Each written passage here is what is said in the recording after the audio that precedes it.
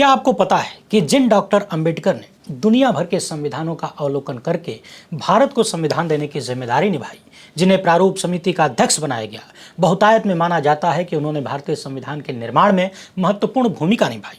उन्होंने ही 1953 में राज्यसभा में राज्यपाल की शक्तियों और अल्पसंख्यकों के हितों पर बहस के दौरान कह दिया था कि वो संविधान को जलाने वाले पहले व्यक्ति होंगे, और उनकी इस टिप्पणी ने पूरे देश में खलबली मचा दी। बाद में 1955 में बाबा साहेब ने इस बारे में स्पष्ट किया कि आखिर ये बात उन्होंने क्यों कहा था, और उनके स्पष्टीकरण में जो कहा गया वो आज भी भारतीय संविधान और भारत की लोकतांत्रिक व्यवस्था को लेकर उतना ही सच है जितना 1953 में था, और भविष्य में भी सच ही रहेगा। जानते हैं बाबा साहेब की बातों का, यानी संविधान जलाने की बातों का अर्थ क्या था? वो ये कि ये संविधान अपने आप में कुछ भी नहीं है। ये बहुत अच्छा भी हो सकता है, बहुत बुरा भी हो सकता है। फर्क इस संविधान से नहीं पड़ता, फर्क इसे लागू करने वालों से पड़ता है कि वो कैसे हैं। यदि इसे लागू करने वाले लोग बेहतर होंगे तो यही संविधान बहुत अच्छे देश का निर्माण कर सकता है, और यदि वो लोग बुरे होंगे तो सब कुछ तबाह हो सकता है। यही बात हर एक संस्थान पर लागू होती है, वो सुप्रीम कोर्ट हो, चुनाव आयोग हो, देश की तमाम जांच एजेंसियां हो, राष्ट्रपति का कार्यालय हो या फिर प्रधानमंत्री का ऑफिस। यदि इन संस्थाओं में अच्छे लोग होंगे तो संस्थाएं एक बेहतर देश का निर्माण कर पाएंगी, और यदि यहाँ बैठे लोग गड़बड़ होंगे तो संविधान निर्माताओं का सपना चूर चूर कर देंगे। जब मैं अध्यापक हुआ करता था तो छात्रों को एक उदाहरण देता था कि कलम अपने आप में कुछ भी नहीं है, उसका अपना कोई अस्तित्व नहीं है। उसका अस्तित्व बनता है उसे प्रयोग करने वाले से। कोई उससे दूसरों का और अपना भी भविष्य बना सकता है, और कोई उसी कलम से किसी की आंख फोड़ सकता है। अब इसमें बेचारी कलम का क्या दोष? आप सोच रहे होंगे कि बाबा साहेब की 7 दशक पुरानी बात आज मैं क्यों याद दिला रहा हूं। दरअसल अमृत काल में लगभग हर संवैधानिक संस्था पर सवाल उठ रहे हैं। इतिहास में कभी भी एक मुश्त सभी संवैधानिक संस्थाओं पर इतने सवालिया निशान शायद कभी नहीं रहे होंगे, और इसका मूल कारण है वहां पर बैठे या बिठाए गए, चुन चुन कर बिठाए गए लोग, उनका अपना चरित्र और काम करने का तरीका, उनकी विचारधारा। अभी भारत के सुप्रीम कोर्ट के चीफ जस्टिस के नाम देश के कई पूर्व जजों, सुप्रीम कोर्ट के जाने माने वकीलों और तमाम मानवाधिकार कार्यकर्ताओं ने एक खुला पत्र लिखा है, ओपन लेटर, और इस पत्र में उन्होंने सुप्रीम कोर्ट के चीफ जस्टिस को संवैधानिक नैतिकता, संविधान के मूल सिद्धांत याद दिलाए हैं, और कहा है कि हुजूर इसी को लेकर चलेंगे तो बेहतर भारत बन पाएगा। भारत का इतिहास मत भूलिए और सुप्रीम कोर्ट का इतिहास भी मत भूलिए। सुप्रीम कोर्ट की गरिमा उसके फैसलों की गिनती से नहीं बल्कि फैसलों में निहित मानवता से मापी जाती है। इस पत्र में लिखी गई बातों का एकदम आसान भाषा में विश्लेषण किया जाएगा, टकटकी लगाकर सुनते जाइए। किसी संस्था में वहां मौजूद लोगों से कितना फर्क पड़ता है, क्योंकि सुप्रीम कोर्ट के चीफ जस्टिस अगर कुछ बोलें, कोई फैसला दें, तो उसका असर देश के हर एक अदालत और पूरे देश में होता है। इसलिए आपसे अनुरोध है कि एक एक शब्द को ध्यान से सुनिएगा। इसके साथ ही बात करेंगे नेहा सिंह राठौर की।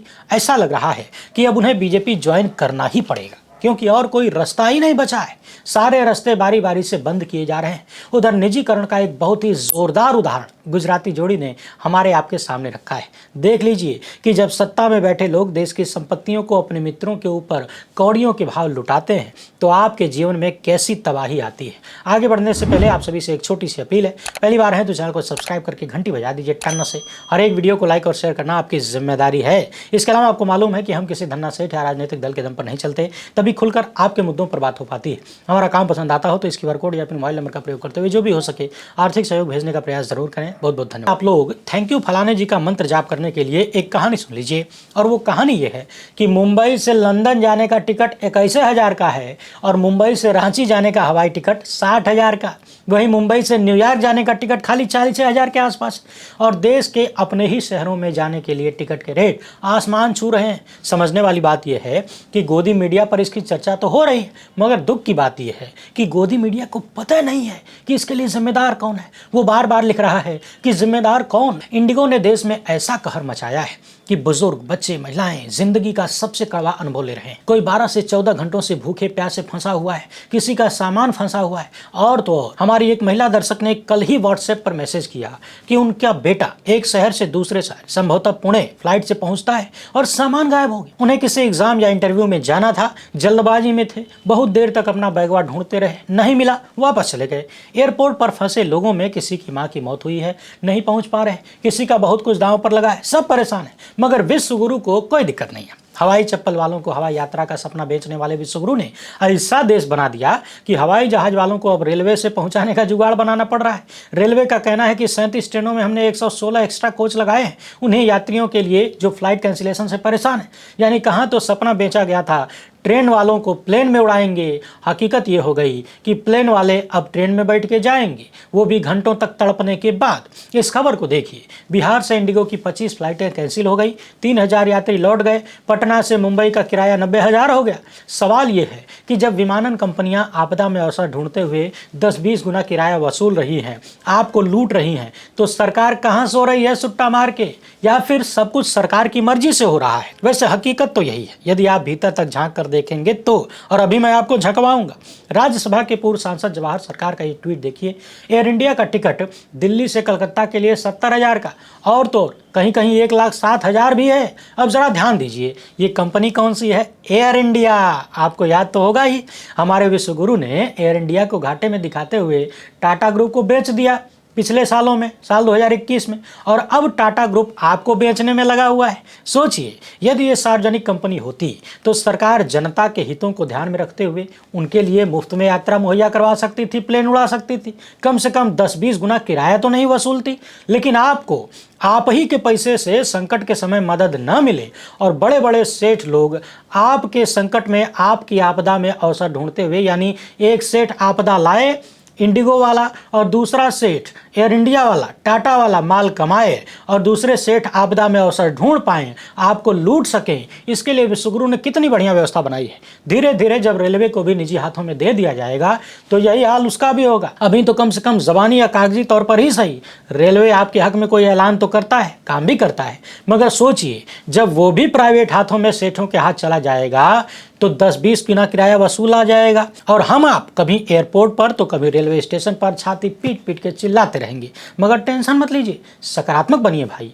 अरे हमारे वित्त मंत्री ने कहा था ना कि रुपया कमजोर नहीं हो रहा, डॉलरवा मजबूत हो रहा है। ठीक उसी तरह क्या आपने कभी कल्पना किया था कि मुंबई से रांची जाने की अपेक्षा लंदन और न्यूयॉर्क जाना, सिंगापुर जाना सस्ता हो जाएगा? बताइए, जब इतने सस्ते में लंदन, न्यूयॉर्क और सिंगापुर जा सकते हैं तो रांची जाने की क्या जरूरत है भाई? लंदन जाइए, रांची में क्या रखा है? और अब सुप्रीम कोर्ट के मसले पर आइए। दरअसल पिछले दिनों सुप्रीम कोर्ट में रोहिंग्या शरणार्थियों के संबंध में एक याचिका पर सुनवाई हो रही थी, क्योंकि कथित रूप से रोहिंग्या शरणार्थी हिरासत से गायब हो गए।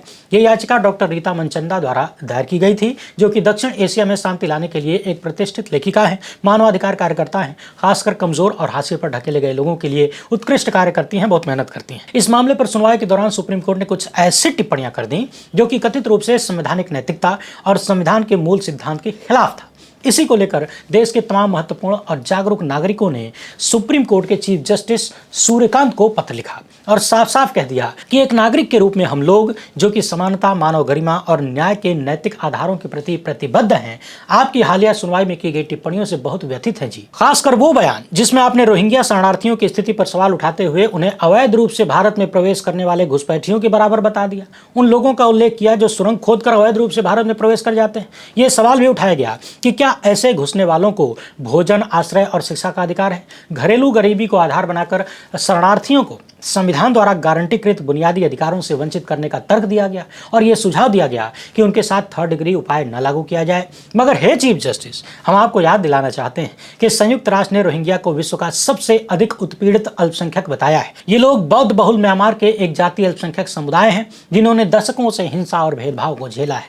इनकी नागरिकता छीन ली गई, ये राज्य विहीन है, यानी धरती पर इनका कोई आश्रय नहीं। सालों से लगातार वे लोग हिंसा से बचने के लिए पड़ोसी देशों में बड़ी संख्या में पलायन करते रहे। इसे अंतर्राष्ट्रीय न्यायालय द्वारा भी जातीय सफाई या नरसंहार कहा गया। वे लोग भारत की तरफ भाग रहे हैं, जैसे सदियों से शरण मांगने वाले अन्य लोगों ने किया, ये भी वही कर रहे हैं। मूलभूत सुरक्षा की तलाश में ये लोग यहाँ वहाँ भटकते रहते हैं।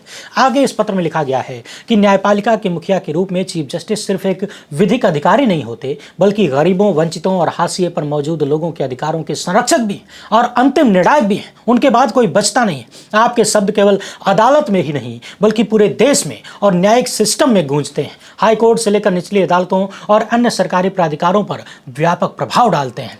कोई भी टिप्पणी जो कमजोर लोगों को घुसपैठिया या सुरंग खोदने वालों से जोड़ती है, वो इस नरसंहार उत्पीड़न से भाग रहे लोगों का अमानवीकरण करती है और न्यायपालिका की नैतिक सत्ता को कमजोर करती है। इस पत्र में लिखा गया है कि रोहिंग्या या फिर भारत में रहने वाला कोई भी व्यक्ति अनुच्छेद 21 द्वारा दिए गए संरक्षण का हकदार है।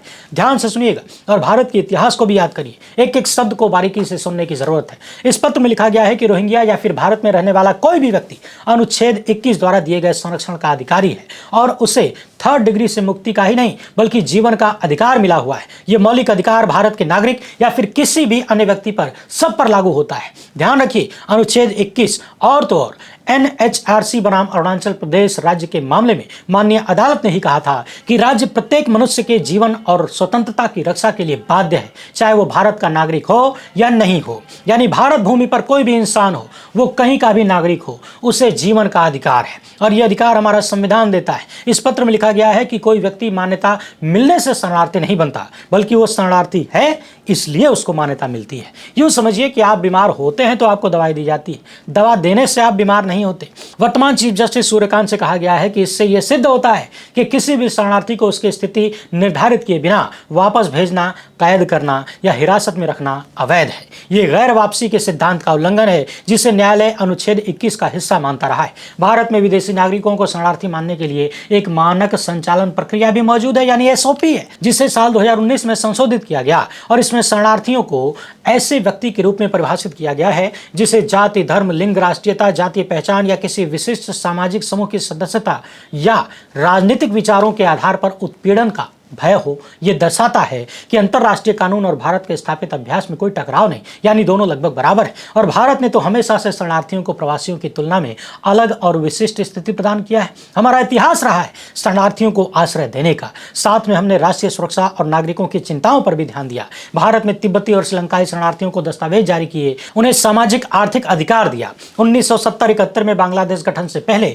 लाखों लोगों ने पाकिस्तान से उत्पीड़न के कारण भारत में शरण लिया और उस वक्त की भारतीय सरकार ने उनकी सुरक्षा, स्वास्थ्य और आवश्यकताओं को पूरा किया। और अभी हाल ही में नागरिकता संशोधन अधिनियम, जो कि बांग्लादेश, पाकिस्तान या अफगानिस्तान से धार्मिक उत्पीड़न झेलने वाले गैर मुस्लिम अल्पसंख्यकों को भारत में शरण देता है। हालांकि इसके खिलाफ कई याचिकाएं सुप्रीम कोर्ट में लंबित हैं भेदभाव के खिलाफ। तो कुल मिलाकर समझने वाली बात यह है कि भारत भूमि पर जो अधिकार हर एक इंसान को हमारा संविधान देता है, ध्यान रखिएगा, नागरिक को नहीं, हर एक इंसान को, खुद न्यायालयों ने कहा है। फिर आज सुप्रीम कोर्ट में बैठे माननीय चीफ जस्टिस उससे अलग बात और ठीक उल्टी बात कैसे कर सकते हैं? बात साफ है कि न्यायिक अधिकार, संवैधानिक नैतिकता, करुणा और मानव गरिमा के सिद्धांतों पर आधारित है। जब हिंसा और उत्पीड़न से भाग रहे लोगों को ऐसी बयानबाजी से खारिज किया जाता है तो उनकी गरिमा को ठेस पहुंचती है। ये भारत के संविधान के मौलिक मूल्यों और न्यायपालिका में जनता के विश्वास को नुकसान पहुंचाता है। ऐसी टिप्पणियां न्यायालय की निष्पक्षता पर संदेह का आधार बन सकती है, विशेषकर रोहिंग्या शरणार्थियों के अधिकारों के मामले में और सबसे कमजोर लोगों की रक्षा में